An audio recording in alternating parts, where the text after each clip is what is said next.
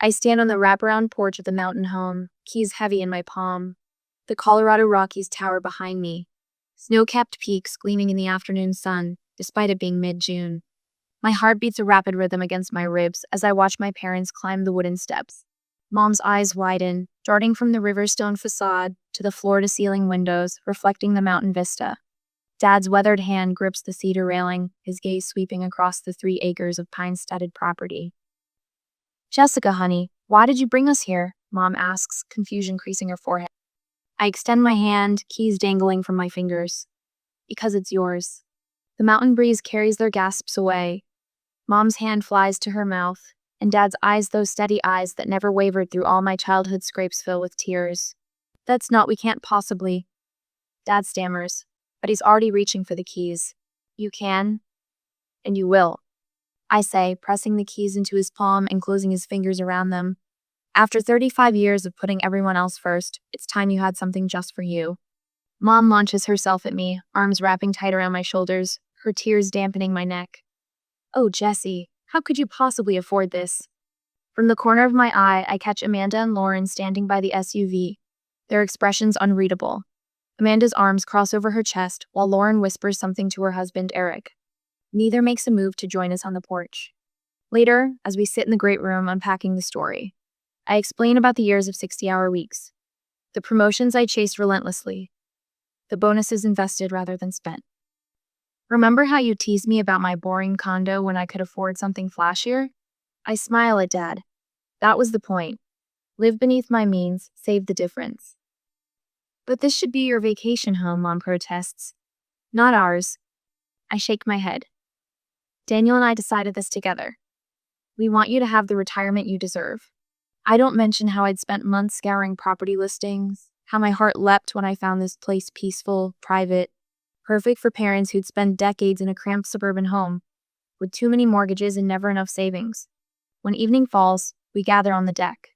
The mountains have transformed from harsh daylight definition to soft purple silhouettes against the darkening sky. Mom's arranged a cheese board on the teak table, and Dad's uncorked a bottle of champagne that Lauren brought their one contribution to the day. "To Jessica," Dad says, raising his glass, "for making an old man's dream come true." The others echo his toast. Amanda's smile doesn't reach her eyes. Lauren's gaze keeps drifting to the panoramic view, calculations almost visible behind her expression. "I've arranged for a property manager, Sarah, to handle maintenance," I explain, sipping my champagne. "She'll keep everything running smoothly when you're not here." "And when can we use it?" Lauren asks, leaning forward. Her tone carries an edge that makes Daniel squeeze my hand under the table. "It's Mom and Dad's house," I say evenly, "but they've agreed family can visit when it's available. You'll just coordinate with them." "Seems like a lot of house for just 2 people," Amanda's husband Jake remarks, eyeing the 4 bedrooms visible from the open second-floor landing. "Perfect for when the grandkids visit," Mom says quickly, patting his arm. I catch Amanda whispering to Jake when she thinks I'm busy refilling glasses. "Wasted space most of the year. Such a shame when—" Lauren shifts in her chair, directing her question to our parents, but glancing at me. "So about scheduling, summer weekends book up fast in the mountains. Should we put in requests now, or—" "Let's not get ahead of ourselves," Dad laughs. "We haven't even slept here yet." Daniel's hand finds mine again under the table, his thumb brushing my knuckles in silent warning. I catch his eye and see my own concerns reflected there. But then Mom starts talking about the garden she envisions planting next spring, and Dad jumps in with plans for a telescope on the upper deck, and their joy is so pure, so deserved, that I push my unease aside. I couldn't know then that my most generous gift would become the battleground for a family war I never saw coming. The bass-heavy music hits me before we even exit the car. Daniel winces beside me as children's screams pierce through the throbbing beat. We exchange a glance that communicates everything without words. "Ready?" he asks, reaching for the dish of roasted vegetables we brought. I nod, squaring my shoulders like I'm heading into a board meeting, rather than my parents' suburban backyard. The gate creaks as we push through. Dad stands hunched over the smoking grill, sweat beading on his forehead despite the patio umbrella's shade.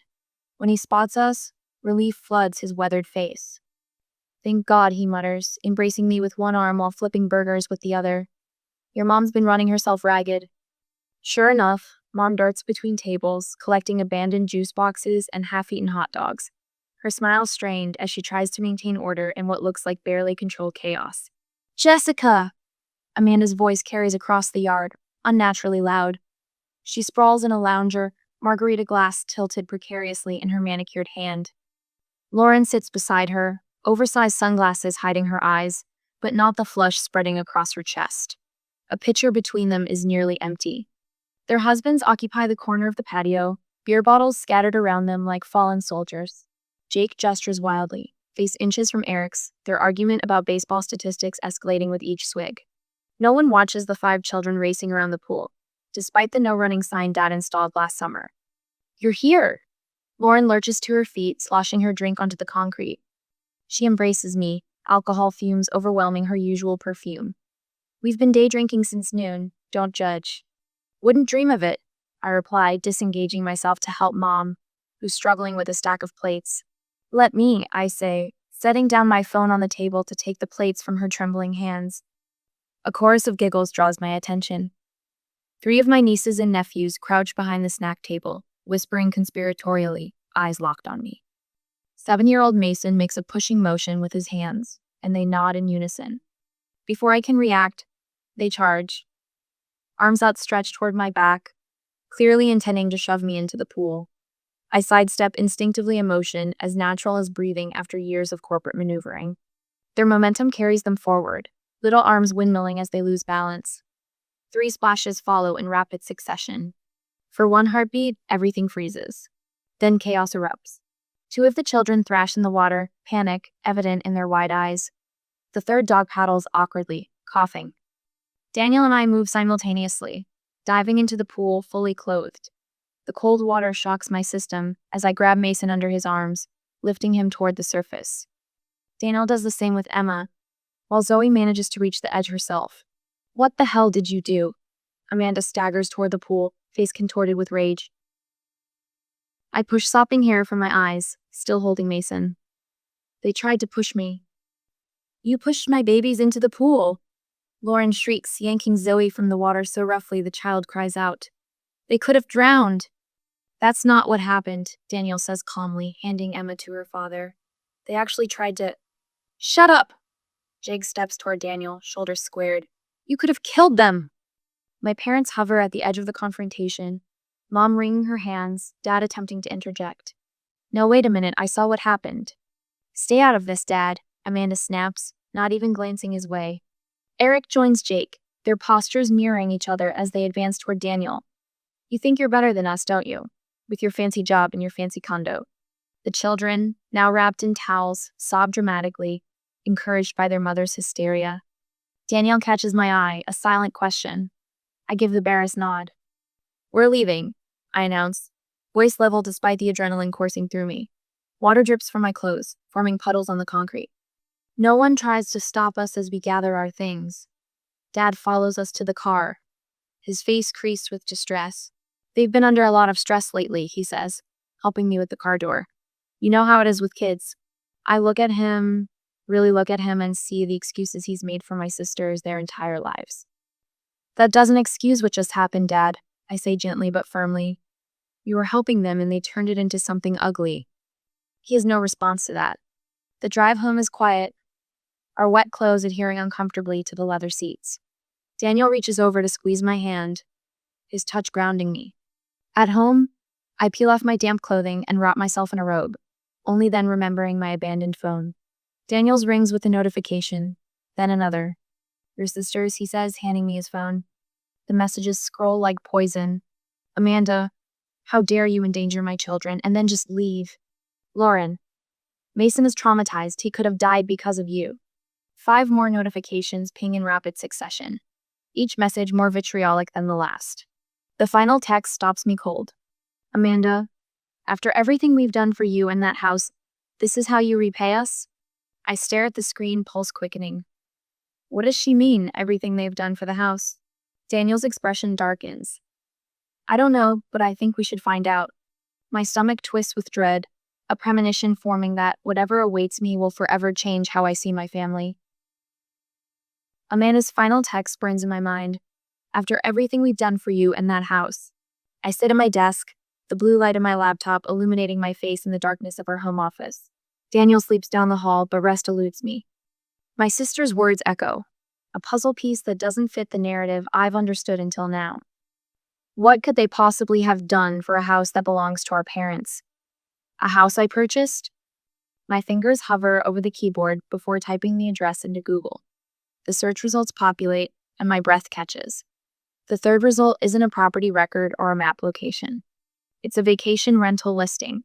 I click, and my parents' retirement sanctuary fills the screen professionally photographed, staged with decorative touches I don't recognize. Sullivan Family Mountain Retreat. The headline reads, $2,500 week. Perfect for families and small gatherings. My stomach drops as if I'm in free fall. The calendar on the side shows nearly every week of summer blocked out in red. Booked. I click to another tab. The same house appears on a different vacation rental site. And another. And another. No, I whisper, scrolling through guest reviews. 3 years worth. Amanda and Lauren were wonderful hosts. They left a welcome basket and called to check on us midweek. The Sullivan sisters have thought of everything. We'll definitely be booking again next year. My hands shake as I take systematic screenshots, methodically documenting everything. I create a folder, naming it with today's date. Evidence. Proof. My finance brain kicks in, calculating weekly rates against the booking calendar. At least $60,000, possibly much more. A dedicated Instagram account appears in my search results at Sullivan Mountain Retreat. I scroll through photos of my sisters posing on the deck, welcoming guests, arranging welcome baskets made from items I'd purchased for the house. Property owners Amanda and Lauren welcome the Chen family for their 3rd annual visit. One caption reads, "My sisters beaming with the unearned pride of hosts showing off their property." I reach for my phone, my hand trembling so badly I nearly drop it. I tap my father's contact, placing the call on speaker while I continue gathering screenshots. "Jesse?" His voice is thick with sleep. "Everything okay? It's almost midnight." "Dad, I need you to wake up Mom and put me on speaker." My voice sounds strange, distant even to my own ears. "What's wrong?" Concern sharpens his tone. "Please, Dad, just get Mom." I hear rustling, murmured conversation, then my mother's worried voice. "Jessica, what's happened?" I take a deep breath. "Have either of you rented out the Colorado house to vacationers?" Silence, then confusion. "What? No, of course not. Why would we do that?" "Someone has been." I swallow hard. "For 3 years." "That's impossible," Mom says, but uncertainty has crept into her voice. "Who would?" "Amanda and Lauren." I say, and the words taste bitter. "They've been renting it out every week it's available. They've made at least $60,000. Dad's sharp intake of breath is audible. "No, they wouldn't do that behind our backs." I'm looking at the listings right now. Their names are all over the reviews. They've created an Instagram account. They're posing as the owners. "Oh my God," Mom whispers. "The house was for family," Dad says, his voice hardening with each word. "Not for profit." I'm sending you everything I've found. I email the folder of screenshots. We need to confront them. Together. "Come for dinner tomorrow," Mom says, her voice quavering. "I'll tell them it's a family meeting about summer plans." "Don't tip them off," I warn. "Let them walk in blind." Like they kept us blind for 3 years? Dad's anger vibrates through the phone. "We'll see you at 6. The atmosphere in my parents' dining room crackles with tension. My tablet sits at the head of the table, face down. Mom keeps glancing at it, then away, as if it might suddenly animate. Dad stands rigid by the window, watching the driveway. "They're here," he announces as a gleaming SUV pulls up. Another follows. My sisters and their husbands emerge, laughing about something, utterly unaware of the storm awaiting them. Daniel squeezes my knee under the table. "Stay calm," he murmurs. The front door opens, voices filling the entryway. Jake's booming laugh. Eric's rapid-fire commentary. My sisters talking over each other. They enter the dining room with the confidence of people who've never faced consequences. Jarek heads straight to the liquor cabinet, helping themselves to Dad's scotch without asking. "Family meeting, huh?" Lauren says, dropping into a chair. Is this about the 4th of July at the lake house? Because we've already booked our flights to Colorado. My father clears his throat. Actually, we need to talk about the Colorado house. Amanda rolls her eyes. If this is about the pool toys we left on the deck, the cleaner was supposed to. It's not about pool toys. I flip over the tablet, tapping the screen. The vacation rental listing fills the display. I turn it toward them. It's about this. The room freezes. 4 faces cycle through expressions: confusion, recognition, alarm, and most tellingly, calculation. What is this? Lauren attempts, but her voice lacks conviction. Don't. I swipe to the next screenshot. Your names are in the reviews. You created an Instagram account.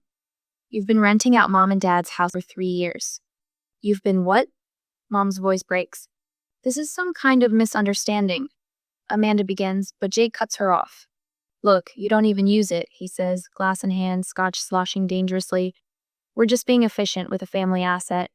Efficient? Dad's voice rises. It's not an asset. It's our home. Let's be realistic. Lauren says, her gaze calculating. You make more than enough money, Jessica. The house sits empty most of the time.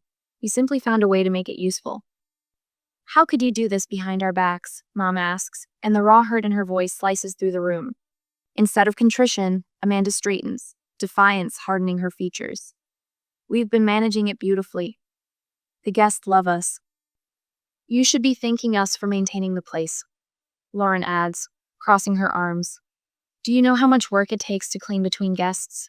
To coordinate bookings? I stare at them, these strangers wearing my sister's faces. The conversation takes a turn so shocking, so utterly disconnected from reality, that for a moment I wonder if I've misheard. Since you're so successful, Lauren continues, leaning forward, you should be covering our kids' college funds anyway. Family helps family. We wouldn't need the rental income if you stepped up. The room falls silent.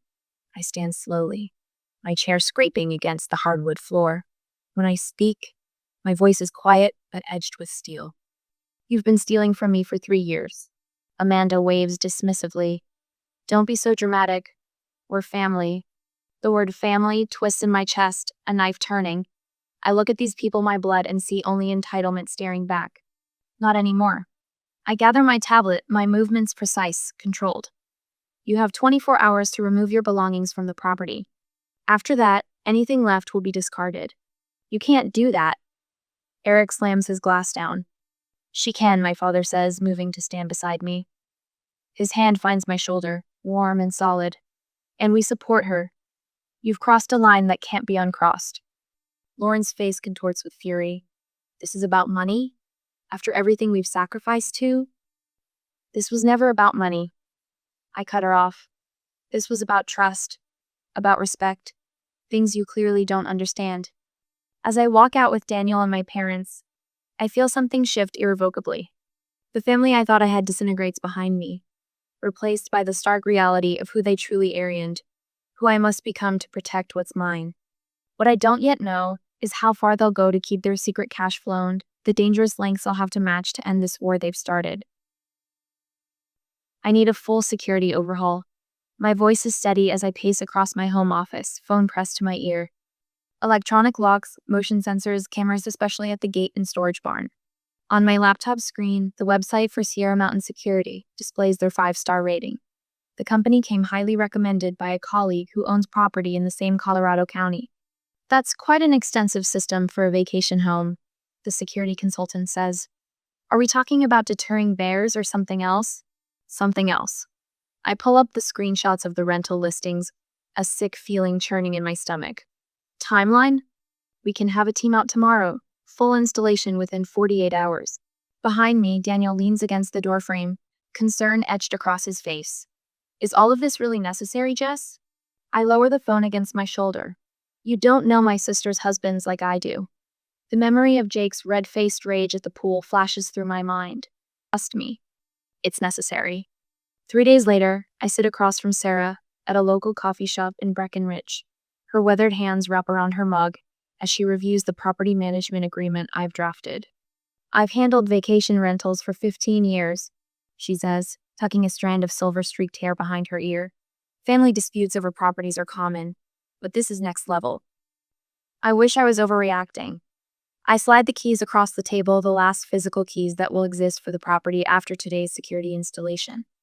The electronic access codes will go only to you, my parents, Daniel, and me, no one else. Sarah's eyes widen.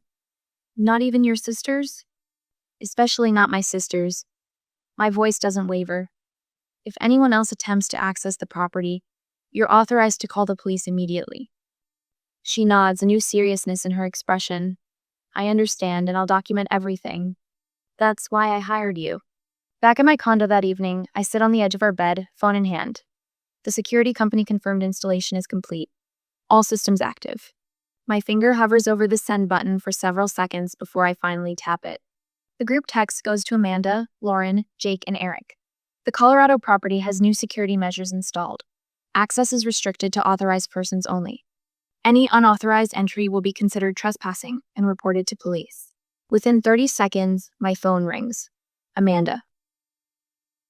I let it go to voicemail, then listen as her voice escalates from controlled anger to screaming. You can't do this. It's family property. We've put money into it. Before I can process her words, another notification. Voicemail from Eric. His voice is low, menacing. You can't lock us out of what we've built. This isn't over. I forward both messages to my attorney with a simple note. As expected. Daniel sits beside me, slipping an arm around my shoulders. You okay? I will be. I lean into him, suddenly exhausted. This is over. The security alert jolts me from sleep at 2:17 a.m. I grab my phone, Daniel already reaching for his. Multiple sensors triggered, he says, voice thick with sleep. I tap into the security app, pulling up the live feed. My breath catches in my throat. The night vision camera shows Jake at the front gate, the metal glint of an angle grinder in his hands. Sparks fly as he cuts through the padlock. Behind him, Eric's truck idles. Bed loaded with what looks like tools. They're breaking in, I whisper, then force myself to move. I hit the emergency call by the local sheriff while Daniel pulls up additional camera feeds. Eagle County Sheriff's Department, a dispatcher answers. I need to report a break-in in progress. My voice is surprisingly calm as I relay the address and describe what I'm seeing. 2 men are forcibly entering my property. I have video confirmation. Officers are en route. Are you at the location? No, I'm watching remotely through security cameras. I switch to another feed. They've breached the gate and are approaching the house. On screen, Jake and Eric reach the front door. Jake tests the handle, then pulls out a crowbar. I watch in surreal detachment as he wedges it against the doorframe. Fucking reinforced, I hear him mutter as the crowbar bends. Try the back, Eric hisses. They disappear from view momentarily before reappearing on the barn camera. The storage barn doesn't have the same level of security as the house. 3 harsh blows from the crowbar, and the padlock gives way. They've broken into the storage barn, I tell the dispatcher. Deputies are 2 minutes out, she assures me. Suddenly, headlights sweep across the property. Not the deputies, Sarah's SUV pulls up, followed seconds later by 2 sheriff vehicles, light bars flashing. Jake and Eric emerge from the barn, tools in hand, freezing like deer in headlights. This is my sister, in-law's place, Jake shouts, raising his hands. We're just checking on it. Sarah steps forward, tablet in hand. I'm the authorized property manager. These men have no permission to be here. The deputies move efficiently, flashlights illuminating the broken locks, the angle grinder, the crowbar. Within minutes, Jake and Eric are being handcuffed and led to separate patrol cars. I can barely process what I'm seeing. My brothers-in-law arrested for breaking and entering. The property my parents were meant to enjoy peacefully now a crime scene. My phone begins vibrating, Amanda calling. Then Lauren. Then Amanda again. I silence it, watching as the patrol cars drive away. A text from my mother. We never thought it would come to this, but you're doing the ring. I sit in silence as dawn breaks, declining all calls, watching the sunrise paint the skyline of the city gold while miles away in Colorado. The consequences of betrayal play out in flashing lights and metal handcuffs. When family betrayal escalates to criminal behavior, where do you draw the final line? Papers scatter across the mahogany desk in perfect thirds, stacked by crime. Trespassing, destruction of property, and attempted burglary. Maya Chen, my attorney, points to each charge with a manicured nail. They're looking at jail time, she says, voice steady as a metronome. The evidence is indisputable. The security footage alone. And what if I don't want to press charges? I interrupt, surprising myself with the question. Maya's eyes narrow slightly. She leans back in her leather chair, studying me with the same analytical precision she applies to contracts. That's your choice, Jessica. She folds her hands. But consider what message it sends. This wasn't a misunderstanding. They cut through a gate lock with an angle grinder at 2 a.m. I nod, tracing the embossed letterhead on the charging documents. Not pressing charges feels like surrender. Like telling Jake and Eric their behavior is acceptable. Like telling my sisters the past 3 years of deception don't matter. I'm not dropping the charges, I say finally. I just needed to hear the options. The doorbell rings 3 times in rapid succession. An urgent summons that makes my heart stutter. Through the peephole, I see Amanda and Lauren on my doorstep, each with children clutching their hands, a living, breathing guilt trip arranged on my welcome mat. I open the door but block the entrance with my body. Amanda's eyes are red-rimmed, her mascara slightly smudged. Lauren's face remains more composed, calculating. We need to talk, Amanda says, voice breaking as she nudges her youngest forward. The kids miss their aunt. The small faces looking up at me twist something in my chest, but I recognize the manipulation for what it is. These children haven't been allowed to see me in months long before the break-in. This isn't appropriate, I say, keeping my voice gentle for the children's sake. They made a mistake. Amanda pleads, tears spilling now. They acted stupidly, but jail would destroy our families. Think about your nieces and nephews, Jess. Lauren steps forward, hand on Amanda's shoulder in a show of solidarity. We can work something out between us. Family handles things privately. My fingers tighten on the doorframe. This isn't a negotiation. It's consequences for their actions. You've always been so rigid, Lauren snaps, the veneer of reasonableness cracking. So perfect, Jessica, never made a mistake in her life. Breaking into someone's property with power tools isn't a mistake, I say, my voice lowering to ensure the children don't hear. It's a crime, one with consequences. Please leave. I close the door on their protests, slide down against it, and press my palms to my eyes until stars appear. The email arrives 3 days later, the subject line an innocuous settlement proposal. I forward it to Maya before opening it myself. The brothers-in-law's attorney offers $6,000 for damages, conditional upon dropping all charges. The language is clinical, impersonal. Not once does it acknowledge the 3-year rental scheme or the deliberate nature of the break-in attempt. I type a single word reply. Insufficient. My phone rings within minutes. Maya's voice carries approval.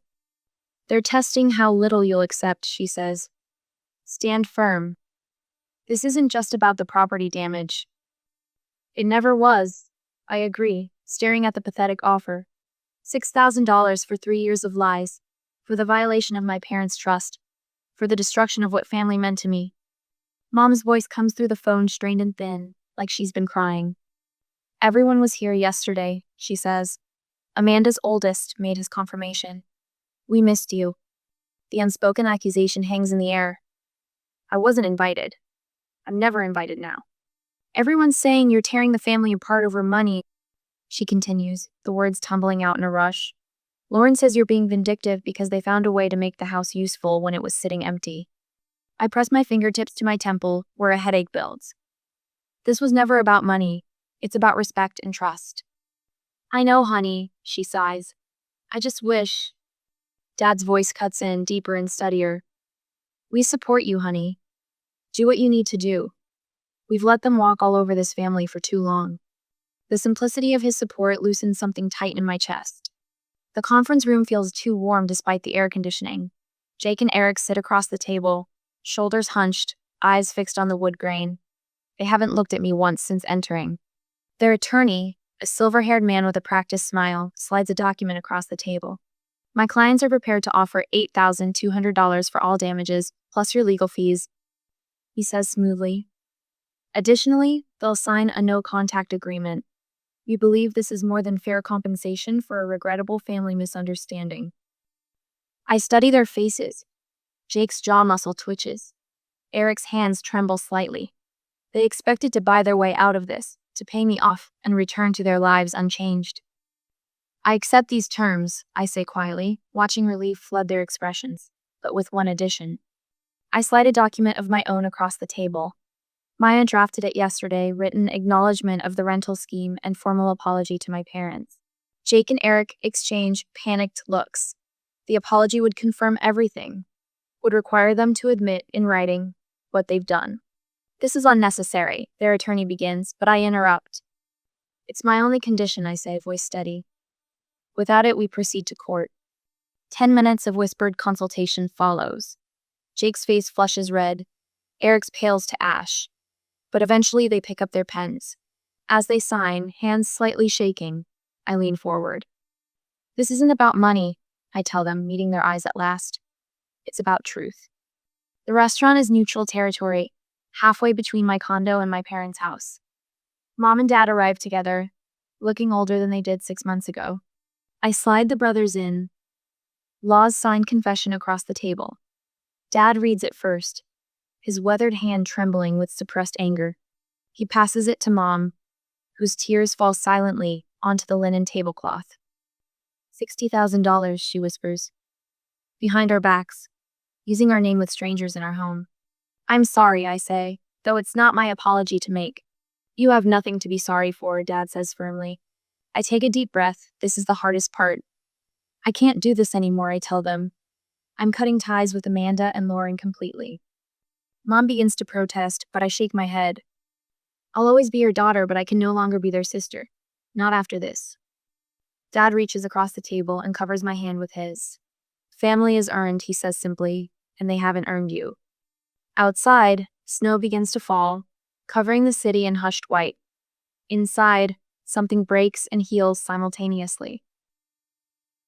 I grip the steering wheel as we round the final curve of the mountain road, my heart quickening. The Colorado peaks rise before us, unchanged and majestic against the cerulean sky. Daniel's hand covers mine briefly. A silent reassurance. You okay? He asks. More than okay, I say, surprised by the truth in my words. The vacation home appears through the pines, transformed from the site of betrayal into something renewed. Fresh cedar trim frames the windows, and gardens bloom where there was once only scrub grass. Me mother's vision realized in vibrant waves of columbine and black-eyed Susans. The new wraparound deck gleams in the afternoon light. And there they stand, Mom and Dad, on the porch steps, waiting. Not with the overwhelmed tears of a year ago, but with genuine smiles that reach their eyes. Something in my chest uncoils. Dad bounds down the steps with an energy I haven't seen in years. There she is, he calls, embracing me with arms that feel solid, secure. Mom wraps her arms around us both, her familiar lavender scent enveloping me. This embrace feels different, stronger, more authentic, without the shadow of my sisters hovering at the edges. I take a deep breath of pine-scented mountain air. It finally feels right again. Mom links her arm through mine as we climb the porch steps. Wait until you see what we've done inside. The interior has been cleansed of all traces of rental usage. No more hotel-style furnishings, no laminated instruction sheets, no lockboxes for guest keys. Instead, the great room welcomes us with leather couches arranged around the River Rock fireplace. Photos line the mantel, Mom and Dad on their anniversary hike, the 4 of us at Christmas, Daniel and me summiting a nearby peak last fall. And here, Mom says, leading me to a window nook I barely recognize. Plush cushions and shelves of dog-eared books create a reading sanctuary. Your father built the bookshelves himself. Dad shrugs off my impressed look. YouTube tutorials, he confesses with a wink. We actually get to enjoy it the way you intend it now, Mom says, squeezing my hand. They show us to the upstairs guest roomy room. They insist preserved for our visits with the mountain view I'd fallen in love with when I first found this property. Later, we gather around the fire pit as stars punch through the darkening sky. The flames cast dancing shadows across our faces while Dad stokes the embers. The silence feels comfortable until he clears his throat. They're still struggling to understand what they did wrong, he says quietly. The first mention of my sisters in months. I don't ask how he knows this. The small Colorado town grapevine likely keeps him informed. Or perhaps they've reached out directly. It doesn't matter. Some people never will. I say, my voice steady. Mom squeezes my hand. We understand, and that's enough. The tension I'd been carrying releases. smoke rising into the night sky. Morning brings breakfast on the deck, fresh coffee, blueberry pancakes, and easy laughter that would have been impossible before. Dad tells stories about the local wildlife that has visited, and Mom details her plans for expanding the garden next spring. I watch them, these parents who raised 3 daughters but now fully embrace their redefined family. Smaller, perhaps, but healthier. Dad raises his coffee mug suddenly to boundaries that protect peace. We lift our mugs in unison, the simple gesture symbolizing more than words could express. That afternoon, I walk the property alone as the sun begins its descent behind the mountains. I remember my original vision for this gift to sanctuary, where my parents could finally breathe after decades of giving everything to their children. It has finally become reality, though not the way I expected. My phone buzzes in my Paquita notification from Amanda or Lauren, still sending messages though they remain blocked. I silence it without reading and turn back toward the house where my real family waits. Later, as Daniel and I drive away, I take one last look at my parents waving from the porch, silhouetted against the mountains. I lost sisters but saved myself. Some prices are worth paying, I say. Daniel navigates the winding road with careful precision. You didn't lose family, you just redefined it. I smile as the house disappears in the rearview mirror, the mountains standing tall behind us. The sanctuary is rebuilt, not just the house, but the bond we matter. Family isn't just about blood, it's about respect, trust, and mutual care. Jessica lost the family members who couldn't value her beyond what she could provide, but strengthened bonds with those who loved her for herself. What boundaries have you set to protect your peace? What relationships have you had to redefine?